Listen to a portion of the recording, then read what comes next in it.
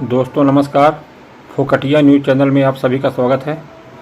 दोस्तों आज हम बात करेंगे पश्चिम बंगाल में होने जा रहे विधानसभा चुनाव को लेकर के। दोस्तों वैसे यह विधानसभा चुनाव तो कई राज्यों में हो रहे हैं, जैसे असम में, तमिलनाडु में, लेकिन सबसे ज़्यादा जो बात हो रही है इस समय पे, वो सबसे ज़्यादा बातें हो रही हैं पश्चिम बंगाल को लेकर के। क्योंकि ममता बनर्जी जो है वोटर लिस्ट जो रिवीजन की प्रक्रिया जो चल रही है अभी SIR, उसको लेकर के बहुत ज़्यादा उग्र हैं, लगातार विरोध कर रही हैं। सुप्रीम कोर्ट में स्वयं भी जाकर के खड़ी हो गई थी और आज ही जो है सुप्रीम कोर्ट ने फटकार भी लगाई है कि आप बार बार डिस्टर्ब कर रहे हो।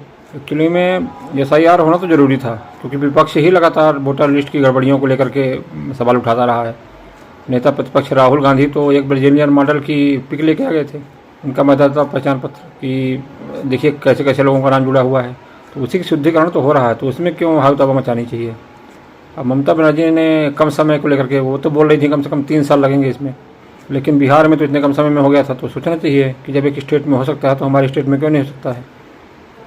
तो लेकिन फिर भी ठीक है, वो भी एक राज्य की मुख्यमंत्री हैं, वहाँ की परिस्थितियों को वही भली भांति समझेंगी, क्योंकि प्रशासन तो उसी के हाथ में, उन्हीं के हाथ में है। इसलिए मामला कोर्ट का है, जब कोर्ट में मामला चल रहा है तो हम लोग कुछ नहीं बोल सकते हैं। दोस्तों अपन मेन बात करेंगे विधानसभा चुनाव को लेकर के। तो दोस्तों यदि हम बात करें तो 2014 लोकसभा चुनाव में देखते हैं, उसमें बीजेपी जो है अपने अब तक के सबसे ज़्यादा वोट प्रतिशत लगभग 40% के से थोड़ा सा ज़्यादा ही मैंने प्राप्त करी थी, और जो TMC है वो 43, तो सिर्फ 3% के आसपास ही फासला रह गया था। तो तब ऐसा लग रहा था कि आने वाले जो विधानसभा जो चुनाव जो 21 में हुए हैं उस पर जो है बीजेपी आ सकती है, लेकिन ऐसा नहीं हुआ। ममता बनर्जी ने फिर से गेन किया, लगातार जनता के बीच में गई, उसे लोकसभा चुनाव के हार के बाद अपने कार्यप्रणाली में सुधार किया, और रिकॉर्ड जब 21 में चुनाव हुआ विधानसभा का, तब रिकॉर्ड जो है 215 सीटें जीत गई, जो इसके पहले कभी नहीं जीता था उन्होंने। और उनका वोट प्रतिशत जो है 43 से बढ़ के 5% बढ़ा और 48% तक पहुंच गया। बीजेपी का वोट प्रतिशत डाउन आया, 38% के आसपास जो है बीजेपी ने वोट प्राप्त किया, 77 सीटें जीती। हालांकि वो इसके पहले जब विधानसभा चुनाव हुआ था तो मात्र 3 सीटें जीती थी, लेकिन मतलब रिकॉर्ड जो है 73 सीटों की बढ़ोतरी हुई, और TMC और कांग्रेस जो है लगभग शून्य की स्थिति में पहुँच गए थे। इसके बाद फिर से लोकसभा चुनाव हुआ 2024 का, इसमें लग रहा था कि बीजेपी जो है और गेन करेगी लोकसभा चुनाव में, लेकिन ऐसा नहीं हो पाया।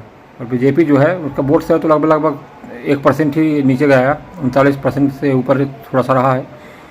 लेकिन ममता बनर्जी ने फिर से शानदार प्रदर्शन किया और 46% जो है वोट शेयर प्राप्त किया। बीजेपी की सीटें घट के 12 तक हो गई थी। तो दोस्तों ये तो रहा अभी जो चुनाव हुए हैं उनके बारे में, तो किस पार्टी को कितना जो है मत प्रतिशत मिला था। लेकिन इस बीच में काफ़ी बदलाव हुआ है, वहाँ मुस्लिम मतदाता बहुत ज़्यादा हैं पश्चिम बंगाल में। तो दोस्तों अभी हमने देखा है कुछ अभी जो पिछले चुनाव हुए हैं, जैसे बिहार में जो चुनाव हुआ विधानसभा का, इसके बाद महाराष्ट्र में जो है महानगर पालिका के चुनाव रहे हैं, और भी जो चुनाव हुए हैं स्थानीय निकाय के महाराष्ट्र में, तो उसमें ये देखा गया है कि ओबीसी फैक्टर जो है उभर के आया है। मुसलमान अपना स्वाभाविक नेता जो है ओबीसी को देख रहा है और उसकी तरफ ही, तो जहाँ इनकी वोटों की बहुलता है वहाँ वे चाह रहे हैं कि AIAIM का उम्मीदवार जीते।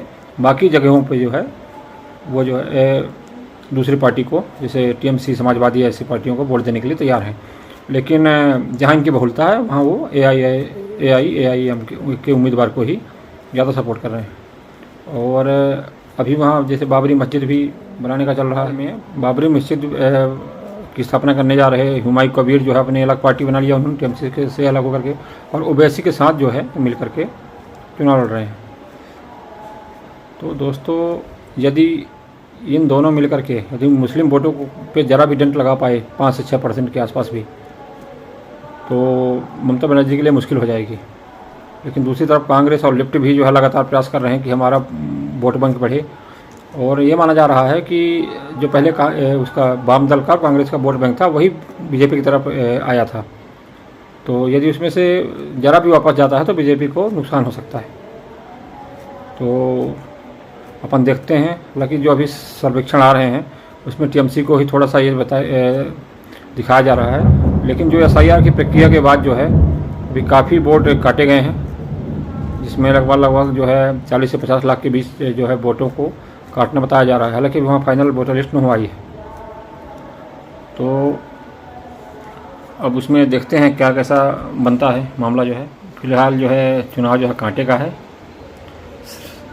मतलब चुनावी विश्लेषक और रणनीति के जानकार जो है वो स्लाइटली जो है ममता बनर्जी का जो है एज दे रहे हैं, लेकिन बीजेपी भी लगातार लगी हुई है। अमित शाह के मोदी जी के दौरे भी लगातार पश्चिम बंगाल में चल रहे हैं।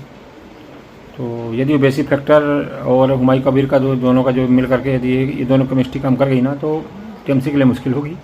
और यदि वाम दल और कांग्रेस की तरफ भी यदि एक धड़ा लौटता है वापस, तो बीजेपी के लिए मुश्किल होगी। तो अभी कुछ कहना जो है थोड़ा सा सही नहीं रहेगा। बाकी देखते हैं भविष्य में क्या होता है। मिलते हैं अगले वीडियो में, तब तक देखते रहिए फोकटिया न्यूज़। नमस्कार।